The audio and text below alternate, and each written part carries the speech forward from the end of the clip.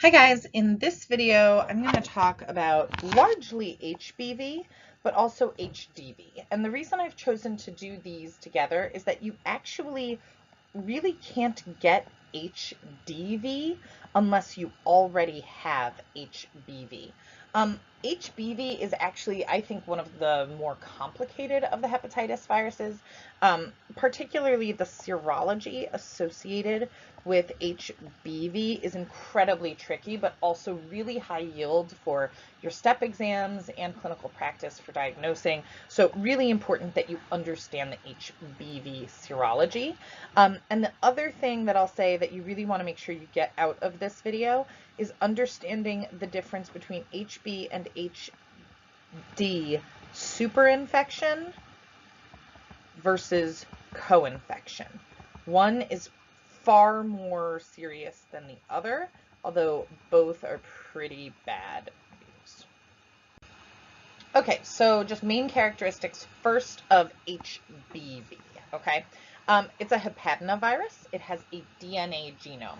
There are actually 8 genotypes of HBV, and they are just distributed all over the place, no real specific place. It is spread in fluids, so parenterally by blood or needles, sexual contact, and perinatally. The contaminated blood is extremely infectious, so we definitely want to make sure we take precautions against that. It has a pretty long incubation period, so if you get a needle stick, it's going to be about 3 months before we begin to see symptoms. And it has a very insidious and slow start to symptoms. So the symptoms, once you get it, we can progress to that icteric phase, but it takes a while to get there. It does lead to chronic hepatitis. This is one of those hepatitis viruses that can cause a chronic infection in about 5 to 10% of patients, so less often than HCV, but still a fairly high percentage. And when it goes chronic, it is associated with hepatocellular carcinoma. Okay, let's talk about structure. And in this case, I want you to pay a little bit extra attention to the structure, because this structure is going to be really important for the serology that we'll talk about a little bit later in the video. So HBV infects the liver. It is the major virus of the hepatinovirus group, and they have a very limited tissue tropism. So we know it attacks the liver. It also, to a lesser extent, affects the kidneys and actually the pancreas, but the organism we're most concerned about is the liver. It is a small enveloped virus. It has a partly double-stranded DNA. So this picture actually shows it very nicely, where you can see the double-stranded DNA is here in the circular kind of supercoil, but it's not all the way. It's kind of partly. Okay, this section is single strand. This whole virion together, the complete virion, is often known as a Dane particle. Although it is a DNA virus, it actually carries with it something known as the P protein, okay? The P protein is attached to the genome. I'm trying to see if they're actually showing it here. No, it doesn't look like they are. But anyway, the P protein is actually attached to the genome. So let's say it's my little blue thing here, okay? And basically it can repair the gap in this DNA genome. So it's actually going to lead to filling in that second strand. The P protein is basically, or it has the reverse transcriptase activity, which allows the virus to replicate through to an RNA intermediate. And this is really important to know, because the reverse transcriptase is actually the target for some of the medications that are used to treat HBV. So this P protein is pretty much how we treat this virus, okay? All right, so that's kind of the genome and how it forms. Let's talk about some of the other structures, okay? So there is a capsid, which we're showing here in these little blue, blobs here. And this is known as the HBV core antigen, or hepatitis B core antigen. Where are they showing it? See, they're showing it right here. You're going to see this denoted as HB little c AG. Okay, so hepatitis B core antigen. And that's found in the capsid, all right? Then we have what's known as the surface antigen, all right? So you have this icosahedral capsid, where is it? Which is, they're showing it as these orange things, okay? The capsid is basically made of these three different forms, L, M, or S glycoproteins. And that basically makes up your hepatitis B surface antigen, which again, you can see is written here kind of in the same shorthand as the core antigen, where it's hepatitis B, little s for surface, and then AG, okay? So that is actually coded by the envelope, right? So we have the envelope that, because it is an enveloped virus. The hepatitis B surface antigen can actually be released into the serum of infected individuals and becomes part of how we detect the virus. So that's why that's pretty important. Okay, now we have one other antigen I want to talk about. This is the hepatitis B E antigen, all right? It shares most of its protein structure with the hepatitis B C antigen, but it actually can be expressed a little differently, okay? It's processed and expressed differently, and it has different antigenic determinants. The HBE antigen is also released into the serum of infected individuals, and it doesn't self-assemble. That's a key thing, doesn't self-assemble. So because it doesn't self-assemble, it's an indicator of active infection, that it's not just that this patient had hepatitis at some point, that they are currently replicating the hepatitis virus, all right? HBV is a highly stable pathogen. It's unusually stable. It's able to resist all sorts of things like changes in pH, freezing, even kind of moderate heating, and that actually contributes to why it's such an infectious virus. Okay, so I'm going to go through the replication cycle of HBV now. The replication cycle for this one is pretty tricky, but there are a lot of antivirals that are used to treat this virus that inhibit this replication cycle. So I think it's actually a pretty important one to at least have an understanding of. So I'll tell you what we know about it and what we don't.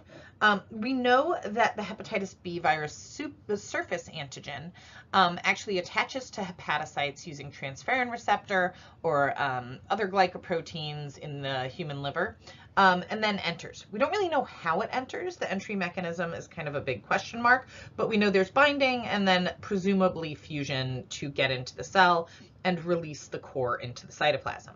So once the viral nucleocapsid kind of invades and penetrates, it enters the cell, and the viral genome is actually delivered straight to the nucleus. And this makes sense. It's a DNA virus, so we can make sense of this. Once it's inside, remember, we have that kind of partial DNA strand, right? So we have this, and then we have the second coil that only goes to there, right? So we have partial single strand, okay?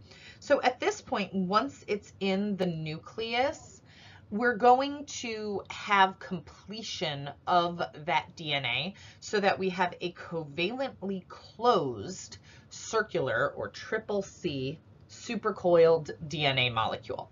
This is important because the DNA molecule is actually going to serve as the template for everything else we're going to do, okay? The DNA is used as a template for transcription of mRNAs. And the mRNAs are going to have all of the coding we need for many of the enzymes and antigens that we've just talked about.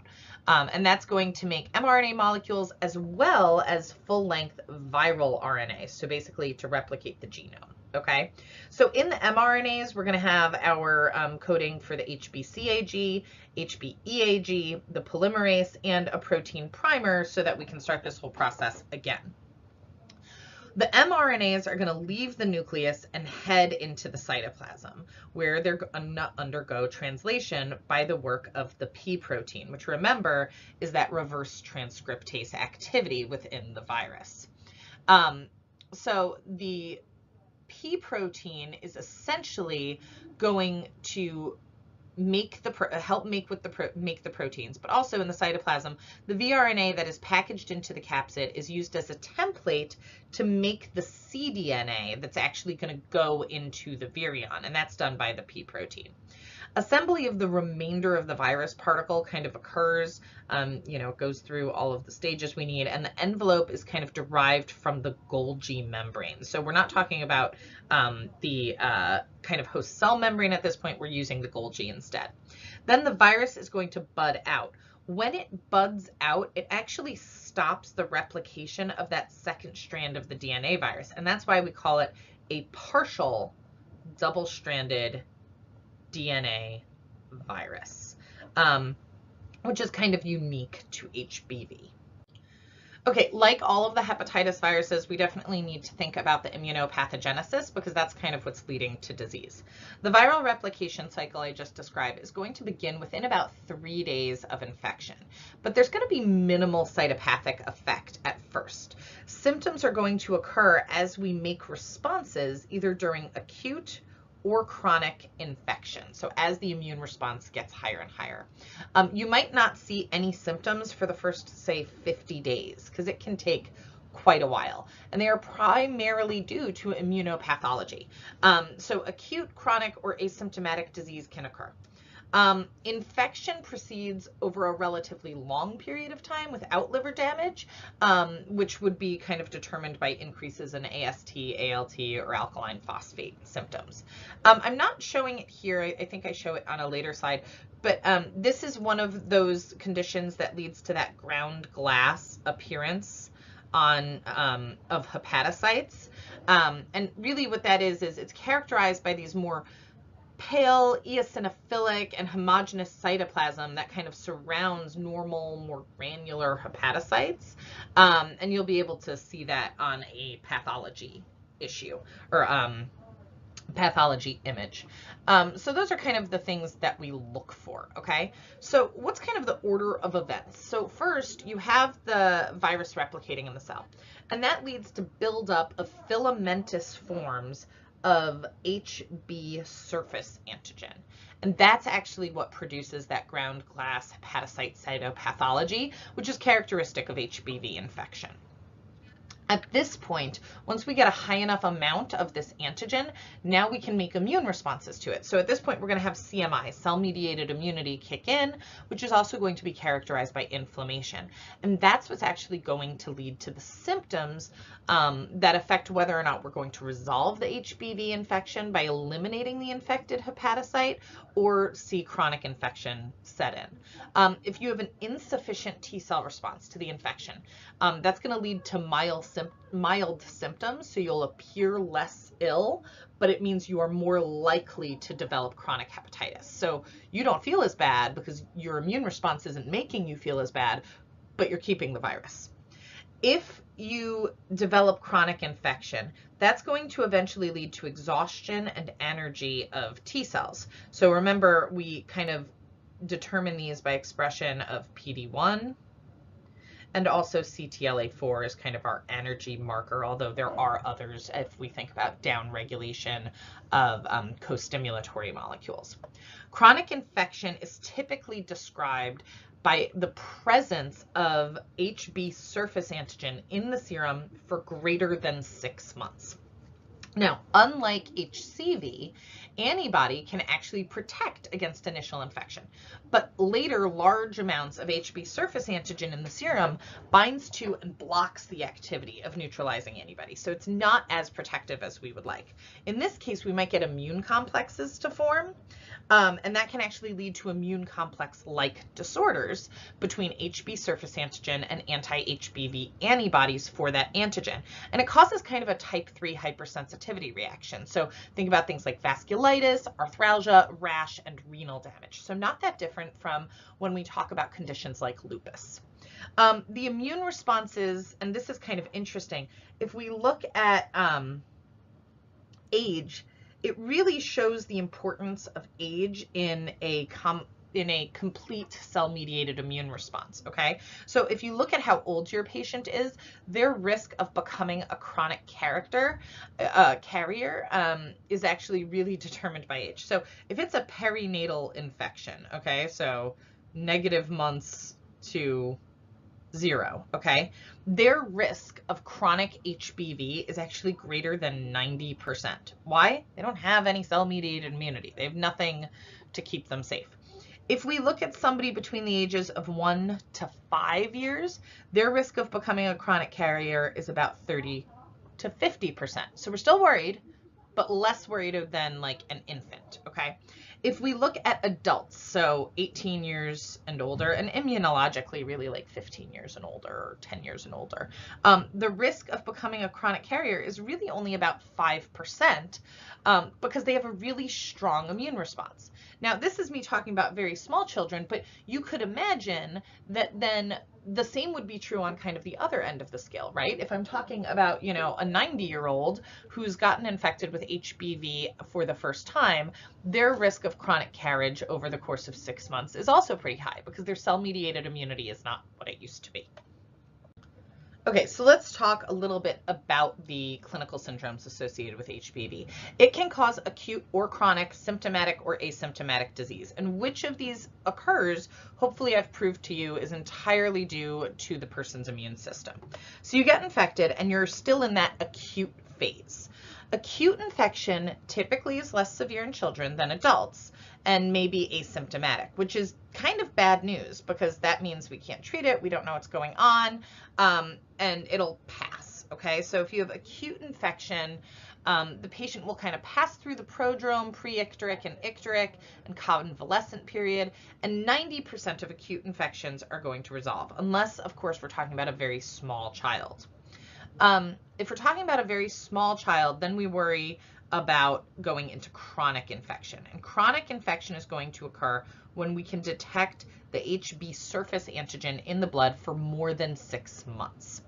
There is a very small percentage of adult infections that the immune response becomes so overwhelming to the virus that we wind up with fulminant hepatitis. This is marked by more severe symptoms. It's also associated with acute infection combined with indications of severe liver damage like ascites and bleeding. Okay, so where do we go from here? We have this patient who didn't make really all that stellar an immune response, and they've been having HB surface antigen in their blood for over 6 months. So what's happening? Well, there are some people who it just takes them a little longer to figure it out, and eventually it resolves. That can happen. The other thing is asymptomatic carrier state, and you could see that these two is probably, it's a little bit of a mixed bag, right? You might still have it and just not be showing symptoms, or you might have resolved it. We're not really sure, because if you're not showing symptoms, you're probably not coming into the office every day, all right? The other option is chronic persistent hepatitis. This is passive hepatitis, and it may be detected by accidentally finding elevated liver enzymes on a routine blood chemistry profile. So you go in to see your doctor, and your doctor says, you know, we haven't done your blood work in a while. Let's just do, you know, a comprehensive panel. And they look at AST and ALT, and they suddenly see, oh, you actually may have some liver damage going on. Let's see what's going on. And one of the things they look for is HBV, and they discover that you have chronic persistent hepatitis. What's dangerous about this, we'll talk more about in a minute, but this patient has HBV. If they somehow later contract HDV, that puts them at significantly higher risk with this co-infection of developing fulminant liver disease, which we already talked about. The other option is chronic active hepatitis.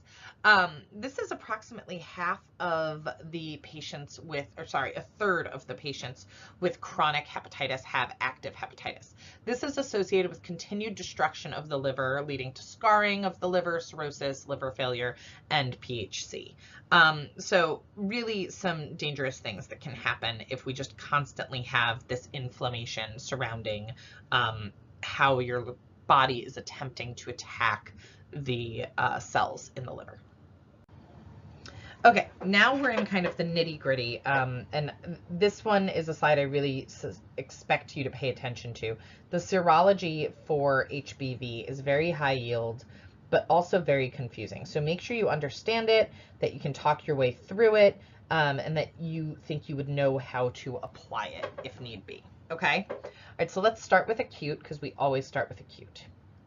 In acute infection, you're always going to look at AST and ALT. But that might take several weeks to come up. It typically peaks at the same time as jaundice. So if you're looking earlier, if the patient isn't jaundiced, but you're really for some reason suspecting hepatitis, you're going to run and look for hepatitis serology. And that can actually be really confusing because of something known as the window. The window is the period in HBV infection where basically the antigens and the antibodies are fighting it out, okay? And because they are fighting it out so effectively, we actually can't find either of them. So if you look in the blood, you won't see anything. I'll explain that a little bit more as we go through this. So let's start with our antigens, okay? So we already know we have HB surface antigen.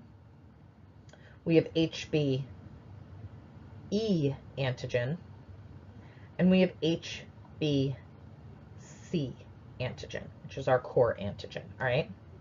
HB surface antigen and HBe antigen can be detected in the serum. And they're actually a really great way to determine if you're looking at active infection. Particularly HBe antigen is kind of the best way to correlate to the presence of infectious virus. If you're looking at a chronic or unresolved infection, an infection that is continuing to go on, okay, so now we're outside of the acute phase and into the chronic or unresolved.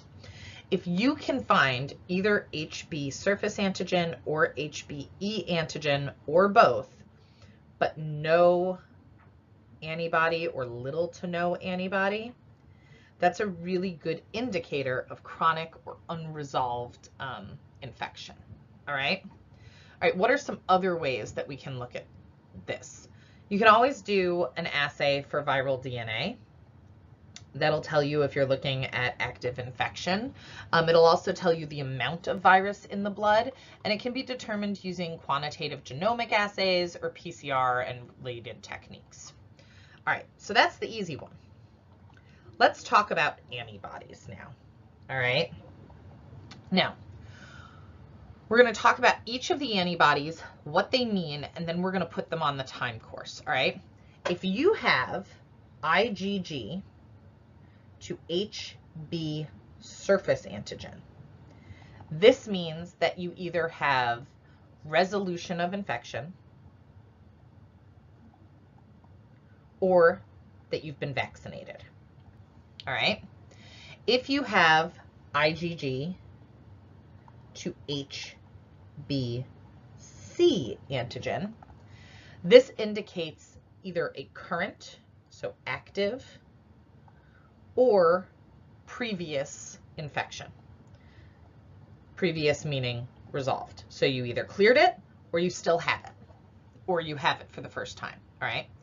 If you have IgM to HBc antigen, this means you've got a recent acute infection. While the infection is being resolved, you're actually in the window. So when you're in the window, I'm not going to be able to find HBsAg or the IgG to it. So to HBsAg. So during that window, I can't find that. So I can use IgM for HBcAg and IgG for HBcAg to kind of figure out where I'm at.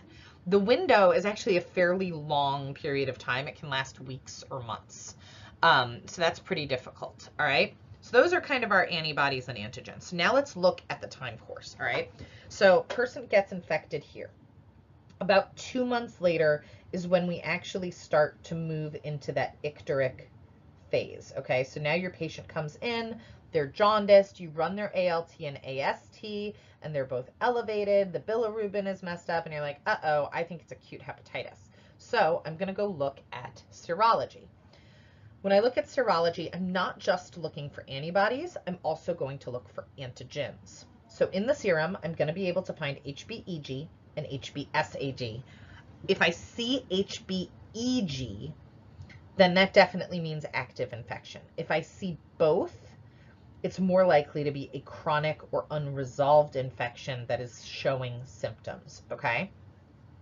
Now, let's look at the antibodies. The antibodies take a little longer to come around. So we actually start with anti-HBCG, specifically IgM.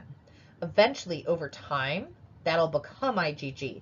But when it first starts, when we've got this anti-HBCG, IgM, that's early on, shows up around the same time as our symptoms. So this is kind of our best bet serologically if we're dealing with an acute infection. If we're dealing with a chronic infection, this symptoms, we could actually see symptoms go up and down like this, right? As our patient moves into a more diseased period. If it happens here during the window, we won't be able to detect HB surface antigen or HB surface antigen IgG. So we're still going to be relying on anti-HBC. Eventually, once the window closes, one or the other is going to win out. We're either only going to find IgG to HB surface antigen, which is a pretty good indicator that we won, or we're going to find IgG HB surface antigen, but the amount of HB surface antigen becomes so overwhelming that we actually will also see the actual antigen, not just the antibody. If you're having trouble with this, it's okay. This one's actually really confusing. Make sure you read through the notes again. There's also a couple of good videos on YouTube that describe this in other ways that might be more easy for you to understand. Okay, so we already talked about diagnosis. You can do DNA, you can look for the antigens, or you can look for the antibodies. And I've summarized all of that here. So you can also use this as kind of a guide as you go through the last slide. Treatment and control. First off, there's a vaccine. Here's a key thing. The vaccine only contains the surface antigen. That's why if you see IgG to HBsAg without IgG to HBcAg, this is actually indicative of either prior infection or vaccination, whereas this one would actually indicate prior infection if it was positive. This is generally given to babies, 3 doses, and boosters for high-risk individuals. There is also antiviral therapy, lots of drugs, and one of the nice things is some of the drugs have overlap with HIV therapy. For example, tenofovir actually has some effectivity against HBV as well, and I think lamivudine as well. So there is, if you have a patient that has both, then you actually can kind of kill 2 birds with 1 stone. Okay, we're going to move into hepatitis D virus. Now remember, the reason I put these together is that you cannot get HDV unless you have HBV, okay? So, and the reason is HDV is kind of not a virus. I mean, it is a virus, but it's not. It's actually more like a viroid. It's small, it's got a circular RNA. And just like HBV, it's spread parenterally by blood or needles, sexual contact, and perinatally. It has a really long incubation period, 2 to 3 months. And it actually requires an actively replicating hepatitis B virus to act as a helper. So it only occurs in HBV positive patients. The reason is that basically the HB surface antigen is its envelope, its nucleocapsid. This is essential for packing the virus up. So basically HBV provides an envelope for HDV RNA and all of its antigens. And you're gonna not be surprised by this. HDV actually makes HBV worse. So if you have HBV and you get HDV, you're gonna exacerbate the symptoms of HBV. So it's actually responsible for causing 40% of the fulminant hepatitis infections in HBV patients. So how does this work? It's a very small, and unlike other viruses, the single-stranded RNA is actually circular. So kind of a weird genomic structure. The virion is approximately the same size as the HBV virion. The genome is surrounded by what's known as the delta agent, which is a core antigen, and it's in turn surrounded by the HB surface antigen. So basically you have your single-stranded RNA envelope or genome, you then have your delta core antigen, and then you have your HBV surface antigen that kind of coats the whole thing. The delta agent binds to an internal and is internalized by the hepatocytes the same way as HBV, because the HB surface antigen envelope actually is how it gets in. Transcription and replication process of HDV is really unusual, and it relies on the host's RNA polymerase II to make a copy of its RNA genome. But I'm not going to ask you about that. What I really want you to take away from this is co-infection versus superinfection. So the delta agent can replicate and cause disease, but only in patients with active HBV. Because the two agents are transmitted by the same routes, a person can pretty easily become co-infected with HBV and delta agent, or HDV, at the same time. And that's what co-infection means. Co-infection means that you got HBV and HDV at the exact same time. When this happens, we see an increase to 5% of becoming chronic.